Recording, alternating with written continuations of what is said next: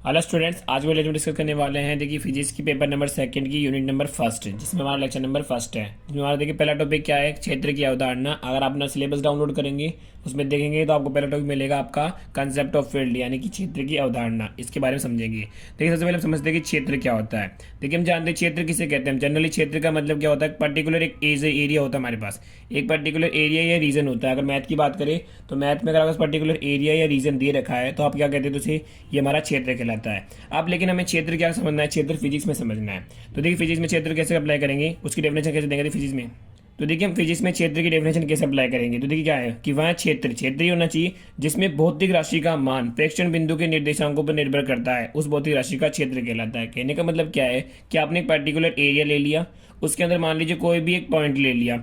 अगर इसके अंदर आपने मान कोई भी पॉइंट लिए, उस पॉइंट पर अगर भौतिक राशि कोई भौतिक राशि ली, अगर उस भौतिक राशि का मान इस पर्टिकुलर रीजन के पॉइंट के इस पर्टिकुलर रीजन में कोई भी पॉइंट लो उसके ऊपर डिपेंडेंट करता है, तब ये जो रीजन बन जाता है ना, ये उस भौतिक राशि का रीजन बन जाता है, यानी भौतिक राशि का क्षेत्र कहलाता है। वापस समझिए देखिए क्या कह रहा हूं मैं, कि मान लीजिए कोई क्षेत्र है तो वह क्षेत्र यानी कोई भी ऐसा क्षेत्र दे रखा है, इसमें कोई भी आपने भौतिक राशि ले ली।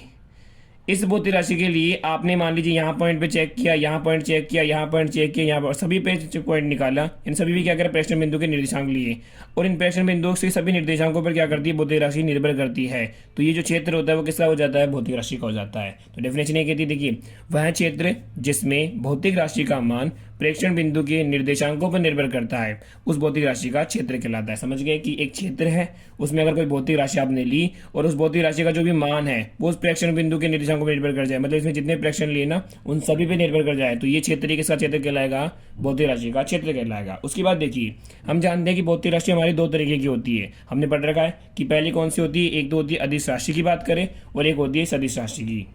अब देखिए राशियां दो प्रकार की होती है, तो इसी तरीके से राशियों की प्रकृति के आधार पर हम क्षेत्र को भी दो तरीके से डिवाइड कर देंगे। पहला कैसे है कि पहला क्षेत्र क्या हो जाएगा आपका अदिश क्षेत्र, दूसरा कैसा हो जाएगा, सदिश क्षेत्र हो जाएगा। अब इनकी डेफिनेशन की बात करते हैं कि डेफिनेशन किस तरीके से देंगे आप एग्जाम में। तो देखिए क्या करना है आपको, सेम यही डेफिनेशन रहने वाली, बस इसमें इस भौतिक की जगह आप नाम लिख देंगे। इस पर क्या कि अगर भौतिक लिखे अदिश लिखे तो अदिश लिख देना और सदिश लो तो सदिश लिख देना। जैसे कि वह क्षेत्र में पहले अदिश क्षेत्र की डेफिनेशन देना चाहता हूं। तो देखिए वह क्षेत्र जिसमें अदिश राशि का मान प्रेक्षण बिंदु के निर्देशांकों पर निर्भर करता है, तो यहां से हम इसको हटा देंगे और लिख देंगे अदिश क्षेत्र कहलाता है। मतलब कि अदिश राशि का मान अगर प्रेक्षण बिंदु के निर्देशांकों पर निर्भर करता है तो वह अदिश क्षेत्र कहलाता है। और यदि सदिश यहाँ लिख दें हम, वह क्षेत्र जिसमें सदिश राशि का मान प्रेक्षण बिंदु के निर्देशांकों पर निर्भर करता है, तो वो क्या कहलाएगा, हमारा सदिश क्षेत्र कहलाएगा। ये हो जाएगी इसकी डेफिनेशन की बात। ये छोटा सा टॉपिक था जिसमें हमने सीखा क्षेत्र की अवधारणा। उसके बाद देखिए हमारा नेक्स्ट टॉपिक जो दे रखा है सिलेबस में वो क्या है।